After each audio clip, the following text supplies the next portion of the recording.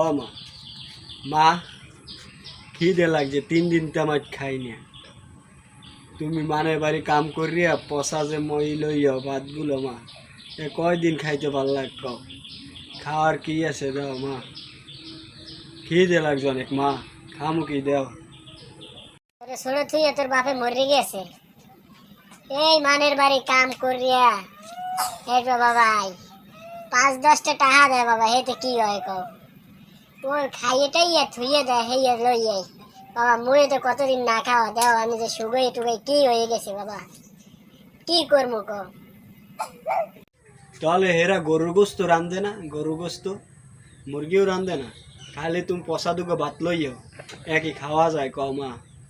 তাহলে মা মুই পড়াশোনা সারিয়া একটা চাকরি করি, তুমি আর মুই ভালো খাম, ভালো থাকম, ওই মানে বাড়ি আর কাম করা লাগবে না। চলিয়া তোরে দেখ আজকে 8 পর্যন্ত উড়াইছি, তুই যদি কাম করো পড়ালা সারিয়া তোর ভবিষ্যৎটা বাবা অন্ধকার হয়ে যাবে। আমি যতই কষ্ট হোক বাবা, আমি দরকার আরো 2 মাসে কাজ করব, তোর পড়াশোনা করাম বাবা। পড়াশোনা ছাড়া দুনিয়া কিচ্ছু নয়, ভালো একটা চাকরি করবি, আমিও সুখে থাকবো বাবা, ওই সময় ভালো করে খাম।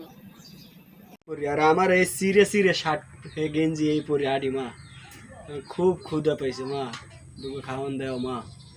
আমি না খাইয়া কতদিন থাকবো এরম কো? তোমারও তো অনেক কষ্ট হয় মা, বাবা তো কতদিন হয়েছে মরে গেছে, কেউ তো আর আত্মীয় স্বজনও তোমার খবর নেয় না মা। তুমি দেও, আর কষ্ট তোমার করা লাগবে না, আমি পড়াশোনা